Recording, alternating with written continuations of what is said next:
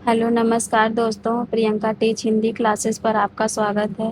दोस्तों, जैसा कि आप सब जान रहे हैं, हमारा संधि टॉपिक चल रहा है। संधि टॉपिक में हम स्वर संधि को खत्म कर चुके हैं, व्यंजन व्यंजन संधि को खत्म कर चुके हैं। आज हमारा संधि का जो तीसरा भेद है, विसर्ग संधि को देखेंगे।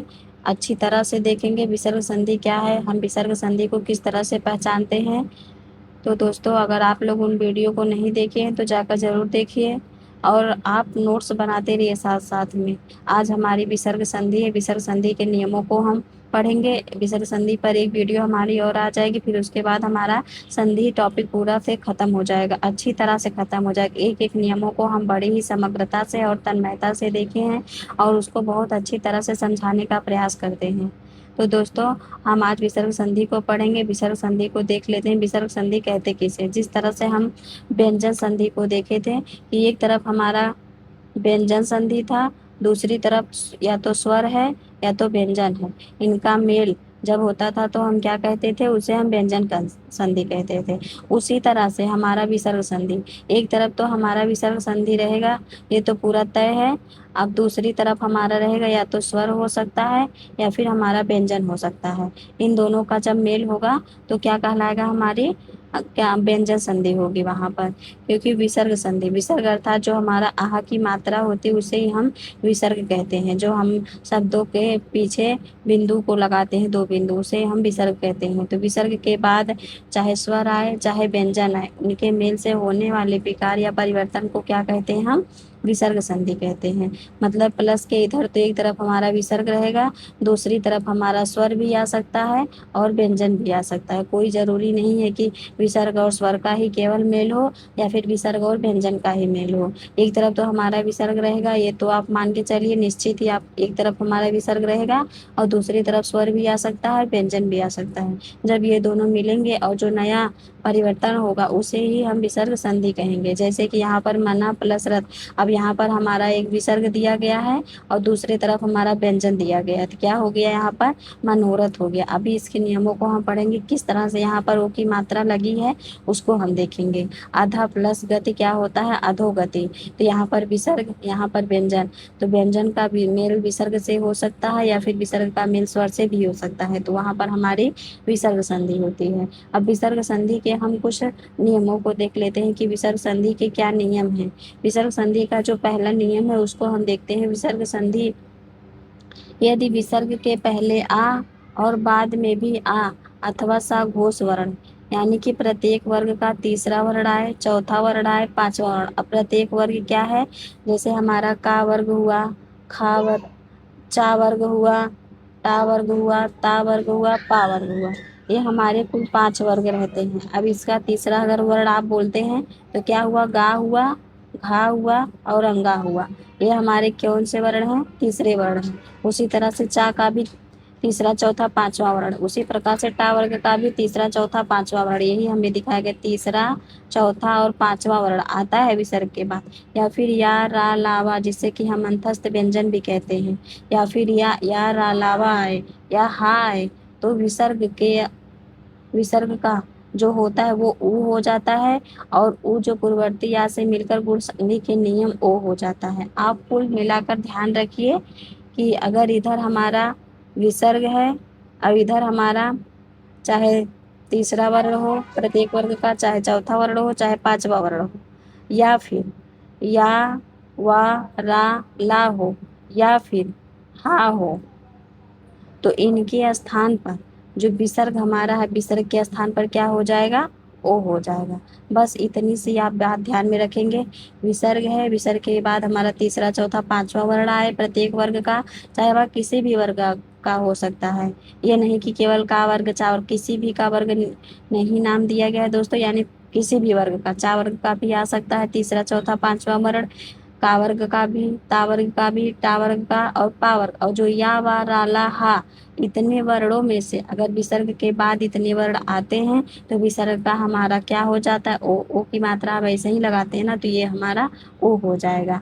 अब हम इसके उदाहरण को अगर देखते हैं और क्लियर हो जाएगा। जैसे कि यहाँ पर बॉक्स में वही बात दी गई है जो भी हम ऊपर समझाएं आपको, कि यहाँ पर विसर्ग हमारा है, फिर प्लस है, प्लस के बाद या तो ह्रस्व आ रहे हैं, या फिर सघोष वर्ण यानी वही तीसरा चौथा पांचवा वर्ण, या फिर या रा ला वा हा हो, तो विसर्ग का क्या हो जाएगा हमारा ओ हो जाएगा। जैसे कि उदाहरण यहाँ पर मना प्लस विकार। अब यहाँ पर क्या दिया है, एक तरफ हमारा मना है और एक तरफ हमारा विकार है। एक तरफ हमारा मना है, एक तरफ हमारा विकार है।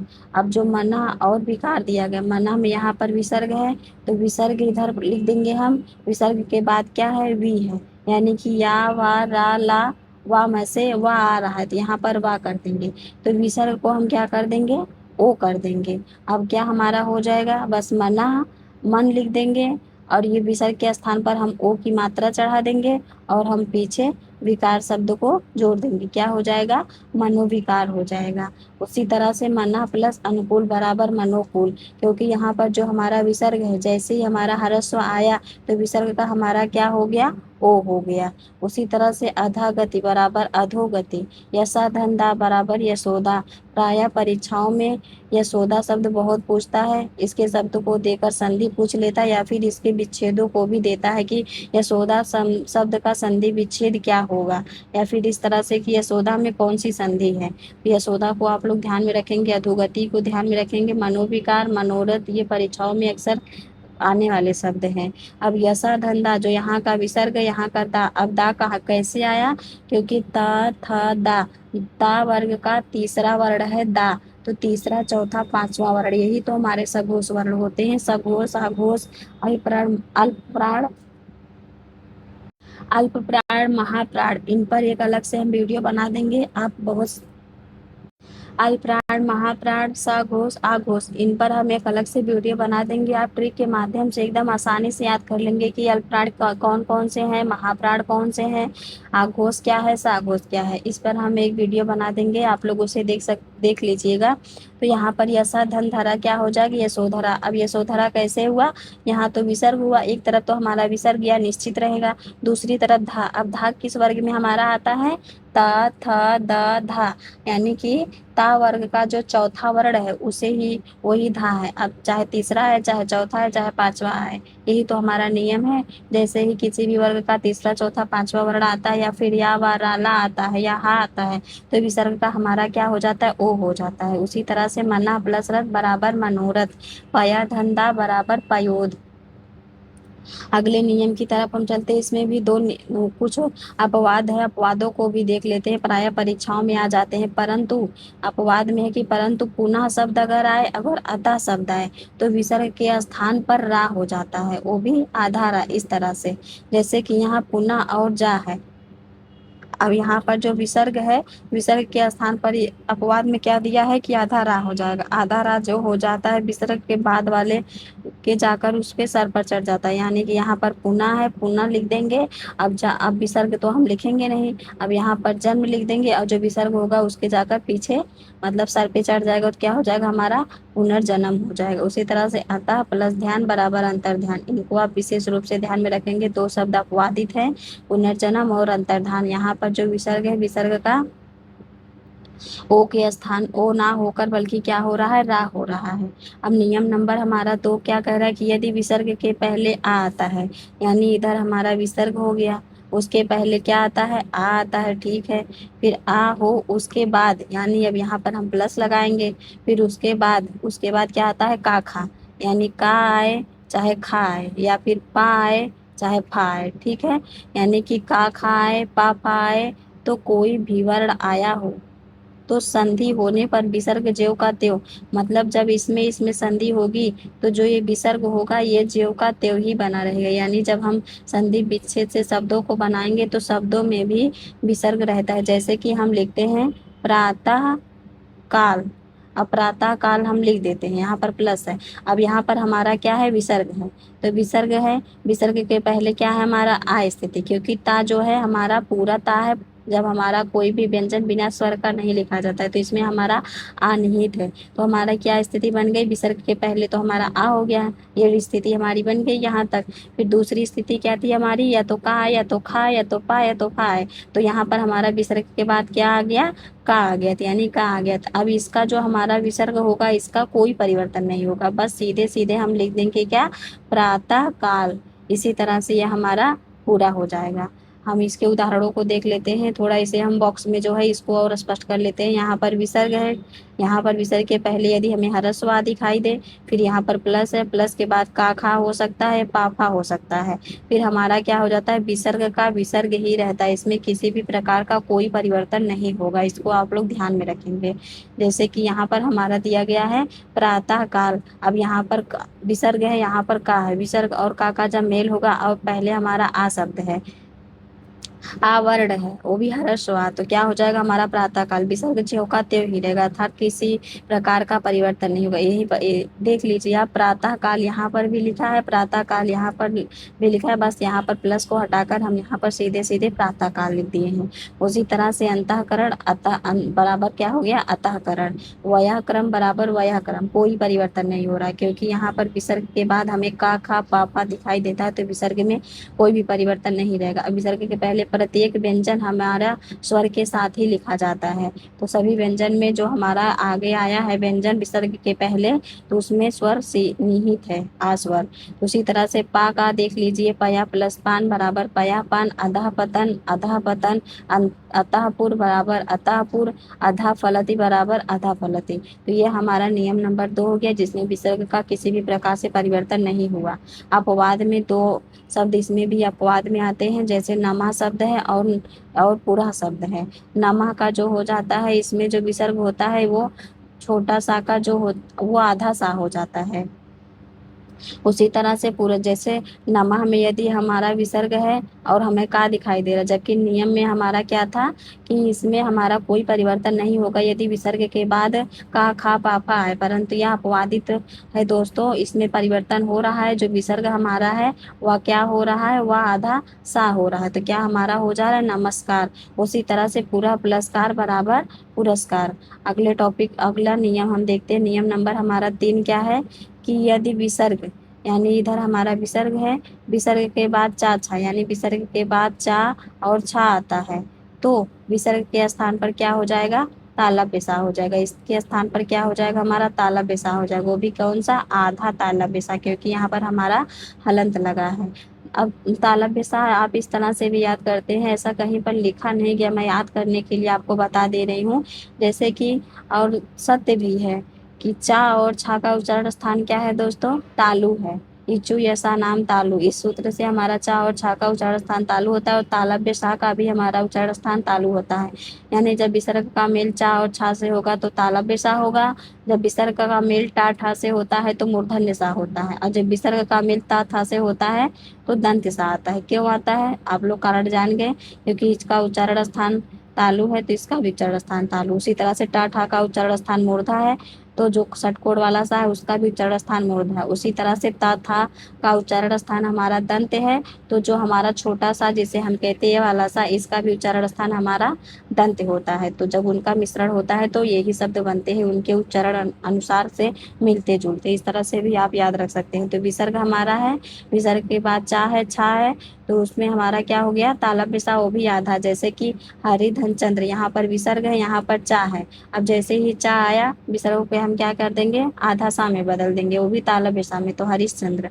उसी तरह से दुह धन चरित्र बराबर दुष्चरित्र, निह धन चल बराबर निश्चल, निधनचय बराबर निश्चय। अब यहाँ विसर्ग जो है, बस विसर्ग के स्थान पर जहाँ पर विसर्ग वहाँ पर आप ऐसे ताला पेशा लगा दीजिए, आगे वाला शब्द उसी तरह से उतार लीजिए। निश्चय प्राय धनचित बराबर प्रायश्चित, पुनः धनचर्या बराबर पुनश्चर्या, निधनचल बराबर निश्चल।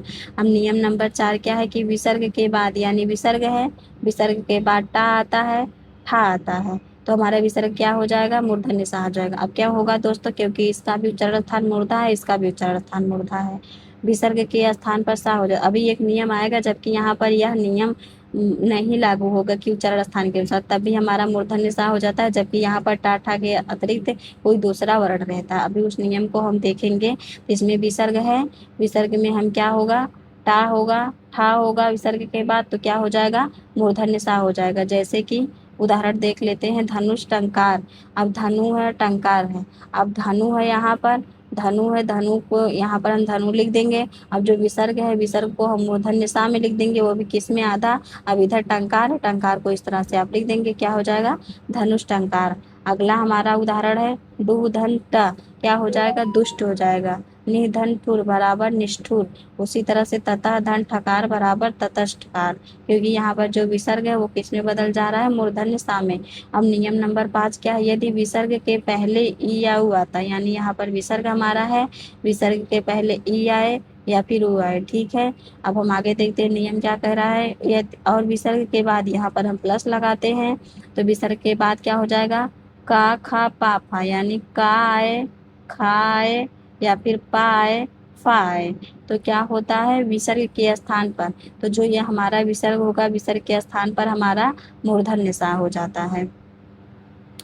अब हम इसके उदाहरण को देखते हैं। जैसे हमारा देखिए यहाँ पर विसर्ग दिया, विसर्ग के पहले ई और ओ स्थिति बन रही है, प्लस दिया, प्लस के बाद का आए, खा आए, पा आए, फा आए, तो विसर्ग का क्या हो जाएगा, हमारा सा हो जाएगा। वो भी कौन सा, मूर्धन्य सा, आधा सा। अभी हम विसर्ग और टा ठा का मेल देख रहे थे, तब भी हमारा विसर्ग का क्या हो जा रहा था, मूर्धन्य सा हो जा रहा था, परंतु यहाँ पर नियम दूसरा लग रहा है। विसर्ग के पहले ई और ऊ लग रहा है और पीछे वाला वर्ण भी परिवर्तित हो रहा है। तो हर नियम, हर जगह, हर ट्रिक, हर टॉपिक में नहीं लगती है दोस्तों, इसका आप लोग ध्यान रखेंगे। अब इसको उदाहरण हम देख लेते हैं। निधन कपट। अब यहाँ पर जो विसर्ग है उसको हमें क्या बनाना है, मूर्धन्य सा बनाना है। बस यहाँ पर विसर्ग के स्थान पर मूर्धन्य लिख दीजिए आधा, और यहाँ पर कपट उतार लीजिए, क्या हो जाएगा, निष्कपट।